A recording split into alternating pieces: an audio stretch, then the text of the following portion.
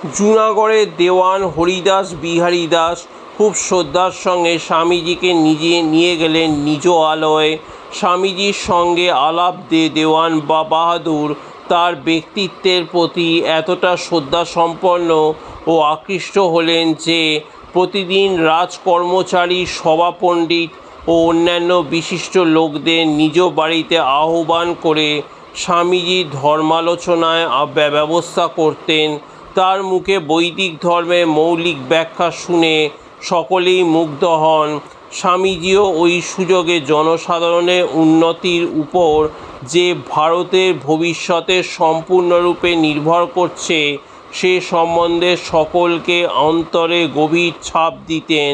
তারপর স্বামীজি হিন্দু, মুসলমান, বৌদ্ধ, জৈনদের মহাপবিত্র তীর্থ গিরনার পাহাড়ে গমন করেন। প্রাচীন স্থাপত্য ও ধর্মভাব ছাড়াও স্থানের প্রাকৃতিক শোভা ও গাম্ভীর্য তার মনে বিশেষ প্রভাব বিস্তার করেছিল। তিনি ঋষি দত্তাত্রেয়র পদচিহ্ন দর্শন করতে সর্বোচ্চ শিখর 3300 ফুট আরোহণ করেন। আনন্দ ও শান্তিতে তার অন্তর ভরে গেল। ভারতের অতীত গৌরবের স্মৃতিও তার প্রাণে কম আলোড়ন সৃষ্টি করেনি। তিনি একটি নির্জন গুহাতে কিছুদিন ধ্যানমগ্ন হইলেন, কিন্তু এই গুহাতেও ভারতের দুঃখ দারিদ্র্য মোচনের চিন্তা তার অন্তরকে মথিত করেছে। তিনি ধ্যানমগ্ন হয়ে থাকতে পারলেন না, ফিরে এলেন জুনাগড়ে। এই বিভিন্ন স্থানে প্রচার করতে করতে পোরবন্দরে উপস্থিত হলেন। পোরবন্দর বা সুদামাপুরীতেও তিনি রাজার অতিথি হলেন। তারা প্রধানমন্ত্রী পূর্বেই স্বামীজির সম্বন্ধে বিশেষভাবে শুনেছিলেন। পোরবন্দরে স্বামীজি কয়েক মাস অবস্থান করেন। তথাকার দেওয়ান শঙ্কর পাণ্ডুরঙ্গ একজন অদ্বিতীয় পণ্ডিত। তিনি তখন বেদের অনুবাদ করছিলেন। স্বামীজি তাকে অনুবাদ কার্যে সাহায্য করেন এবং তার কাছে পতঞ্জলি মহাভাষ্য পাঠের সমাপ্ত করেন। পণ্ডিতজি মহা উৎসাহের সঙ্গে তাকে ফরাসি ভাষাও শিক্ষা দিতে লাগলেন। কিছুদিনের মধ্যেই ওই ভাষাও তার যথেষ্ট অধিকার লাভ হয়েছে দেখে পণ্ডিতজি বিশেষ প্রসন্ন হয়ে বলেন, স্বামীজি, দেখবেন ভবিষ্যতে এই ভাষ্যজ্ঞান আপনার খুব কাজে লাগবে। বেদের অনুবাদকালে তার অদ্ভুত ধীশক্তি ও প্রতিভার পরিচয় পেয়ে পণ্ডিতজি বলেছিলেন, স্বামীজি, আপনার প্রতিভা ও শক্তির মর্যাদা দেবার মতো লোক এদেশে বিরল। আমার মনে হয় বর্তমানে ভারত আপনার উপযুক্ত ক্ষেত্র নয়। আপনি পাশ্চাত্য দেশে যান এবং সে দেশে আগুন জ্বালিয়ে আসুন, তখন দেখবেন এদেশের লোক আপনার কথায় উঠবে বসবে। আপনি ঝঞ্ঝার মতো পাশ্চাত্যের দেশে আক্রমণ করুন এবং ওই দেশ জয় করে ফিরে আসুন। স্বামীজি কিয়ৎকাল মৌন থেকে বললেন। পণ্ডিতজি একদিন প্রভাসে সমুদ্রতীরে দাঁড়িয়ে দূর চক্রবালে দৃষ্টি রেখে তরঙ্গমালার অনুপম খেলা দেখছিলাম। সহসা আমার মনে হলো এই বিক্ষুব্ধ তরঙ্গমালা অতিক্রম করে আমাকে যেতে হবে কোনো সুদূর দেশে, কিন্তু তা কী করে সম্ভব হবে তা বুঝতে পারিনি। পণ্ডিতজি কল্পনা বাস্তবে পরিণত হলো। ওই সময় ভারতে উন্নতিকল্পে তার মন কতটা অস্থির হয়েছিল তা রাজপুরুষ বা অন্য যে কোনো শিক্ষিত ব্যক্তি তার সঙ্গে অল্পক্ষণ আলাপেই বুঝতে পারতেন। তার হৃদয়তন্ত্রী সর্বক্ষণ যেন একটি সুরেই ঝঙ্কৃত হতো, ভারতের কল্যাণ।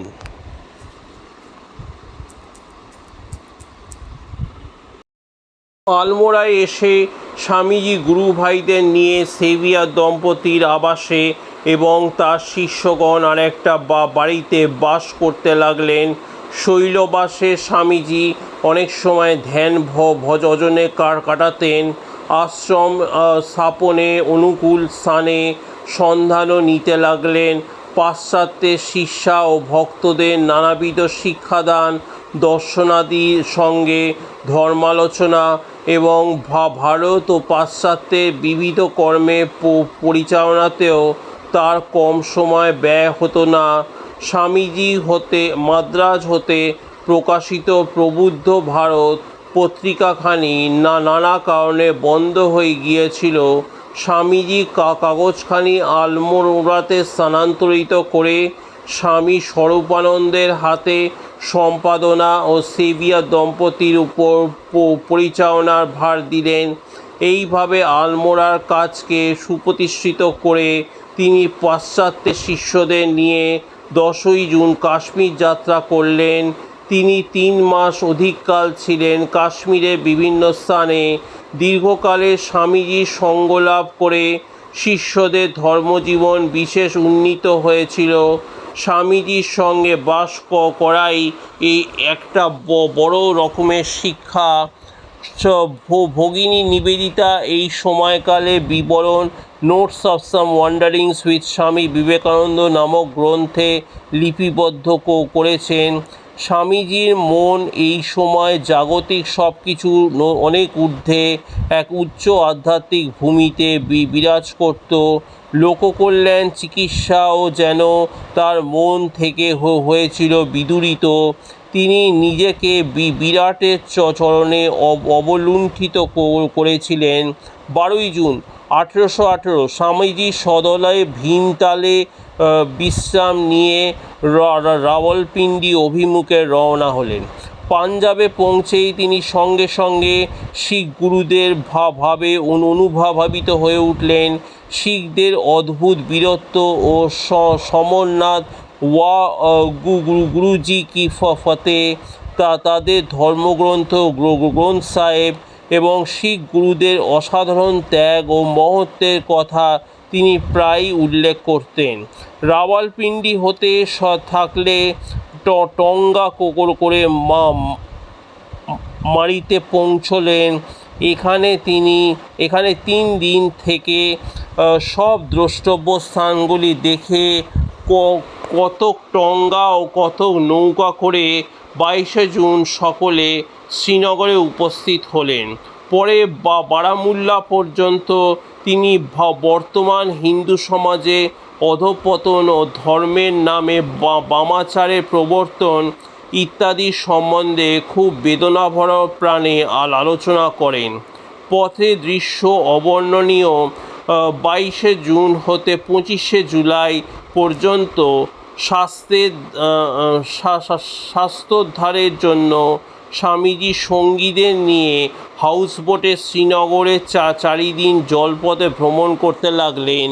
ওই সময় নিবেদিতা তাকে জিজ্ঞেস করলেন, আচ্ছা স্বামীজি, কালীঘাটে দেখেছি শত শত লোক দেবী মূর্তির সম্মুখে ভূমিচুম্বন করে, এর অর্থ কী? স্বামীজি কিয়ৎক্ষণ নিস্তব্ধ থেকে গম্ভীরভাবে উত্তর দিলেন, এই হিমগিরির পদে চুম্বন করা আর দেবীর সম্মুখে ভূমিখণ্ড চুম্বন করা একই কথা নয় কি?